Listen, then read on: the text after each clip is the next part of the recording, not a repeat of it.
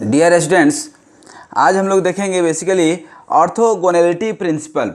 अभी orthogonality principal कहाँ से आया, तो ध्यान दीजिए। Multi degree of freedom system में हम लोगों ने eigen values and eigen vector पढ़ा था कि यहाँ पे आपका n number of degree of freedom system हो तो उसी तरह से n नंबर ऑफ आप डिफरेंशियल इक्वेशन डेराइव कर सकते हैं और n number of values of eigen values और आइगन वेक्टर निकाल सकते हैं, जिसको हमने लेमडा से इंडिकेट किया था। तो बेसिकली ऑर्थोगोनैलिटी प्रिंसिपल क्या कहता है कि दी नॉर्मल मोड और eigen vectors of a system, दे हम लिख देते हैं the normal mode, the normal modes और eigen vectors of a system, eigen vectors of a system are orthogonal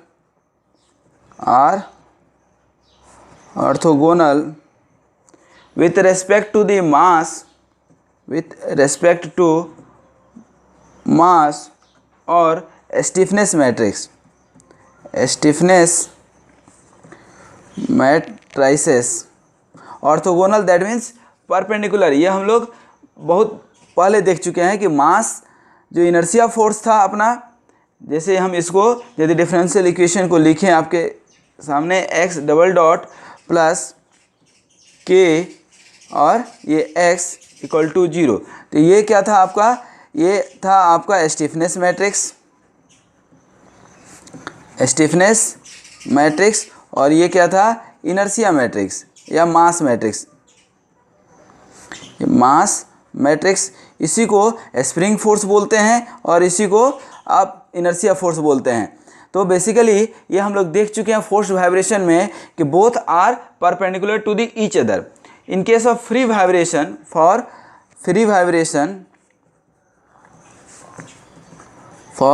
free vibration just assume that the x equal to capital X sine omega t, ठीक है ना।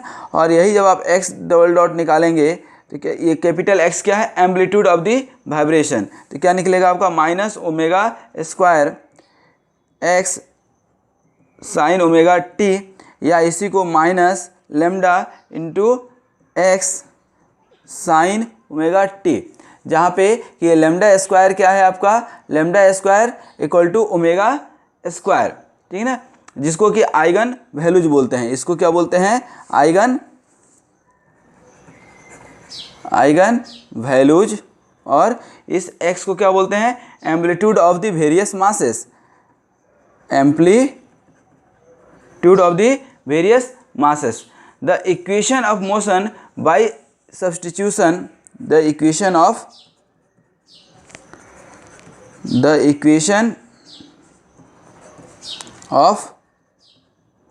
Motion.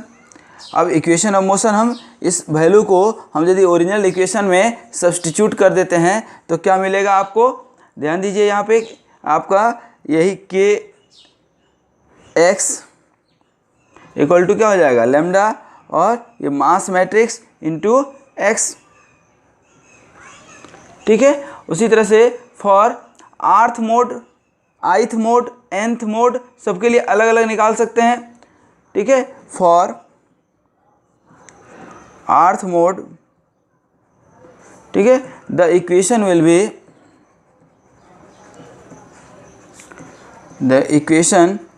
B क्या हो जाएगा, equation आपका k और ये x r equal to lambda r m और ये x r, multiply both side by transpose of rth mode,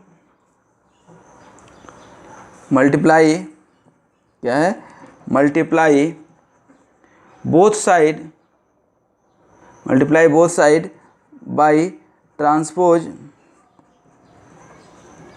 of s mode. ये आर्थ मोड था और एस मोड पे आप इसको मान लीजिए ये कर लेते हैं, मल्टीप्लाई कर देते हैं, जस्ट एक एग्जांपल दे रहे हैं, ठीक है ना।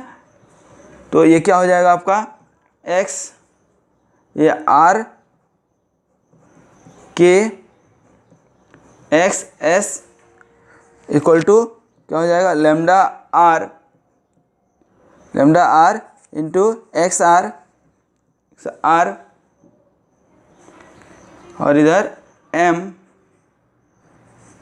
Into x s. इस तरह से आप के, इस तरह से r और x को सॉल्व करके आप क्या निकाल सकते हैं, आप यहाँ पे इक्वेशन बना सकते हैं। सिंस अब ये तो r के लिए था, फिर s वाले में r के लिए मल्टीप्लाई कर सकते हैं उल्टा। तो ये क्या हो सकता है, since k and m are, आप उसमें भी देखेंगे क्या बोलते हैं, eigen value and eigen vector में तो k and m were symmetric matrices. ये हर जगह सिमेट्रिक मैट्रिक्स आएगा आपका, ठीक ना। तो यहाँ से आप इक्वेशन बना सकते हैं सिमेट्रिक मैट्रिक्स के लिए। ये सिमेट्रिक मैट्रिक्स के लिए इक्वेशन बन जाएगा आपका, ध्यान दीजिए, x s dash k x r equal to x r k x s, ठीक है। उसी तरह से यहाँ पे एंड दूसरा जो बनेगा x s transpose m x r equal to x are m x s. इस तरह से ये दो इक्वेशन आपका बन गया। सब्ट्रैक्टिंग दिस इक्वेशन सपोज कीजिए कि ये जो आपका पिछला इक्वेशन निकला था, ये इक्वेशन नंबर बी था, ठीक है, और ये आपका इक्वेशन नंबर जो इनिशियल फर्स्ट था वह इक्वेशन नंबर ए था, और अभी जो निकला इसको मान लीजिए इक्वेशन नंबर सी है। तो subtracting the equation this subtracting this equation B from A से इसको सब्ट्रैक्ट कर दिए तो क्या मिल रहा है, ध्यान दीजिए, आपका इक्वेशन जो मिलेगा 0 राइट साइड में क्या हो गया, 0 equal to lambda R minus lambda S X are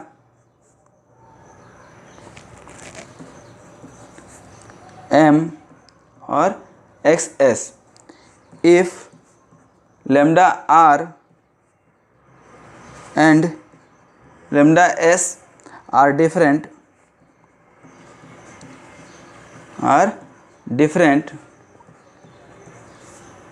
x r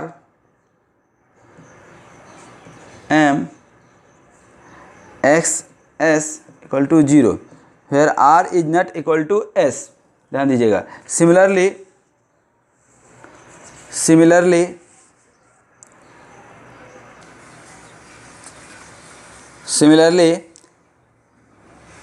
ये r is not equal to s। Similarly आप क्या लिख सकते हैं, similarly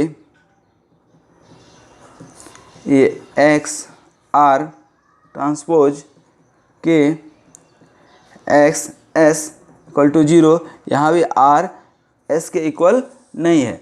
equation d and e, ये जो इक्वेशन नंबर मान लीजिए d और ये इक्वेशन नंबर मान लीजिए e, तो equation d and e define the orthogonal properties. This equation d and equation e define the orthogonal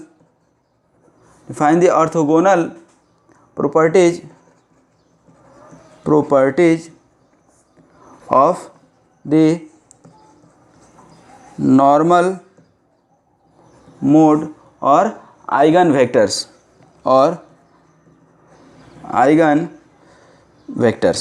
जहाँ पे कि r equal to s। If यदि हम थोड़ी देर के लिए मान लें कि r और s यदि इक्वल है तो हमारा इक्वेशन क्या बन जाएगा, यहीं पे x ट्रांसपोज यहाँ पे x are m x r, let this is m are, ये हमने लेट कर लिया, मान लिया। और यहाँ पे आपका क्या हो जाएगा, दूसरा इक्वेशन, ये एक्स आर ये मास के लिए था, और अब स्टिफनेस के लिए यही इक्वेशन मान लीजिए के आर, ये भी आपने मान लिया। तो यार एम आर क्या है, generalized mass, M R is generalized mass, ध्यान दीजिए, and K R is generalized stiffness, is generalized stiffness. ठीक है, अब इस जनरलाइज्ड मास और जनरलाइज्ड स्टिफनेस से आप इक्वेशन निकाल सकते हैं। जो भी इक्वेशन आएगा, there are x matrices and single element of single elements of these matrices can be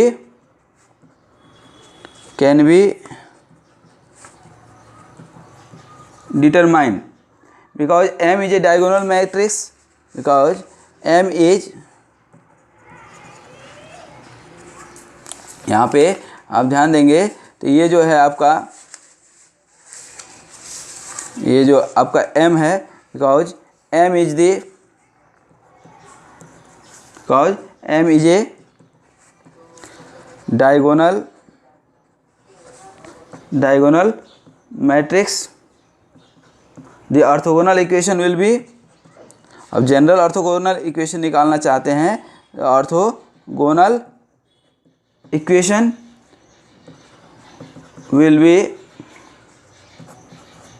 क्या हो जाएगा, m i x I r x i s equal to 0 where r is not equal to s, ध्यान दीजिएगा, where r is not equal to S.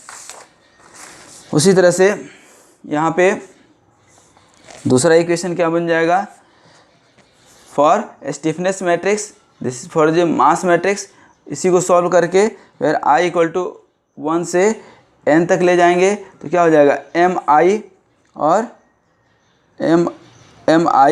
और ये आपका X आई R का whole square, यदि square equal to 0, sorry M are, ये कब, जब r इक्वल टू एस हो जाए, जब r इक्वल टू एस हो जाए तो इसी को आप सॉल्व करके आप क्या कर सकते हैं, स्क्वायर हो जाएगा यहाँ पे, ठीक है। तो this is the basic principle of orthogonality matrices, ठीक ना। अब इसके कुछ जो इम्पोर्टेंट ऑब्जर्वेशंस हैं वह आप देख लीजिए लास्ट में। ऑब्जर्वेशंस कौन कौन से लास्ट ऑब्जर्वेशंस मिले, पहला point, the orthogonality principle is used for study of multi degree of freedom, ये जो आपका ऑर्थोगोनलिटी प्रिंसिपल है that is used for the multi degree of freedom system. This above equation, all above equation are mathematical condition of orthogonality of the normal modes. Orthogonality of normal mode means perpendicular of modes, each and every modes are perpendicular to each other, that is the important concept of orthogonality। तो इसको हमने matrix form में निकाल करके आपको समझाया, ठीक है। हालांकि एग्जामिनेशन में इसको आप डायरेक्ट पार्शियल डिफरेंशियल इक्वेशन से भी सॉल्व कर सकते हैं, और there are various computerised programs nowadays by which you can solve. So examination में बहुत कम पूछे जाते हैं इस तरह के कॉन्सेप्चुअल मैथमेटिकल क्वेश्चन, बट एक बार आप ज़रूर इसको देख लीजिएगा। Thank you very much for watching this video.